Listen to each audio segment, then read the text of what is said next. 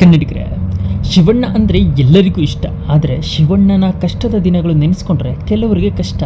ಯಾಕಂದರೆ ಅವರ ಅಭಿಮಾನಿಗಳಿದ್ದಾರೆ ಅಲ್ವಾ. ಅವರ ಅನಾರೋಗ್ಯದ ದಿನ ಅವರಿಗೆ ಏನು ಆಗಬಾರ್ದು ಅಂತ ದೇವರಲ್ಲಿ ಪ್ರಾರ್ಥನೆ ಮಾಡಿ ಗುಡಿಯಲ್ಲಿ ಪೂಜೆ ಮಾಡಿದ್ದಾರೆ. ಆ ಘಟನೆಯಿಂದ ಹೊರಬಂದ ಶಿವಣ್ಣ ನಿಜಕ್ಕೂ ಎಂದು ಇನ್ನೊಬ್ಬರಿಗೆ ಇನ್ಸ್ಪಿರೇಷನ್ ಆಗಿದ್ದಾರೆ. ಅದೇ ಸ್ಫೂರ್ತಿಯನ್ನು ಕಥೆಯಾಗಿ ಹೇಳೋಕೆ ಬಂದಿದ್ದಾರೆ ಗೀತಕ್ಕ.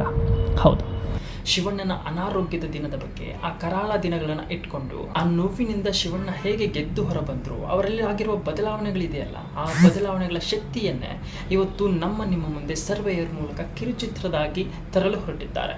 ಅದರ ಪ್ರೋಮೋ ಶಿವಣ್ಣನ ಬರ್ತ್ಡೇ ಪ್ರಯುಕ್ತ ಬಿಟ್ಟಿದ್ರು. ಸೊ ಆ ಪ್ರೋಮೋದಲ್ಲಿ ಹ್ಯಾಟ್ರಿಕ್ ಹೀರೋ ಶಿವರಾಜ್ ಕುಮಾರ್ ಅವರ ಜೀವನದ ಕಠಿಣ ಕಾಲಘಟ್ಟವನ್ನು ಎಳೆಯಾಗಿ ತೆರೆದಿಡುವ ಪ್ರಯತ್ನ ಮಾಡುತ್ತಿರುವುದು ಕಾಣುತ್ತೆ.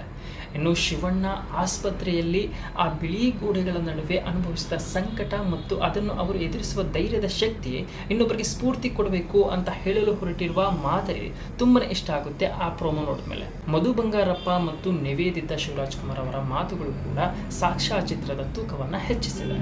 ನಾವು ಹೊರಗಿನಿಂದ ನೋಡುವ ನಗುಮುಖದ ಶಿವಣ್ಣನ ಹಿಂದೆ ನೋವಿನ ಸಾಗರವನ್ನೇ ದಾಟಿ ಬಂದ ಸರ್ವೇಯರ್ ಒಬ್ಬನಿದ್ದಾನೆ ಎನ್ನುವ ಮಾತುಗಳು ಇನ್ಸ್ಪಿರೇಷನ್ ಮಾಡುತ್ತೆ. ಸೊ ಕಷ್ಟದ ಸಂದರ್ಭದಲ್ಲಿ ಮನುಷ್ಯ ಹೇಗೆ ಬದುಕಿ ಉಳಿಯಬೇಕು ಮತ್ತು ಸೋಲನ್ನೇ ಒಪ್ಪಿಕೊಳ್ಳದ ಛಲ ಹೇಗೆ ಬದುಕನ್ನು ಬದಲಾಯಿಸುತ್ತದೆ ಎಂಬುದಕ್ಕೆ ಈ ಸಾಕ್ಷ್ಯ ಚಿತ್ರ ಸಾಕ್ಷಿಯಾಗುತ್ತದೆ ಎಂಬುದಕ್ಕೆ ಕಾದು ನೋಡಬೇಕು. ಇನ್ನು ಶಿವಣ್ಣನ ಆ ನೋವಿನಿಂದ ಇವತ್ತಿನ ನೋವಿನವರೆಗೂ ಅವರ ಜರ್ನಿಯಲ್ಲಿ ನೋಡಲು ನೀವೆಲ್ಲ ಕಾಯ್ತಿದ್ದೀರಾ ಇಲ್ವಾ ಅಂತ ಕಾಮೆಂಟ್ ಮಾಡಿ ತಿಳಿಸಿ.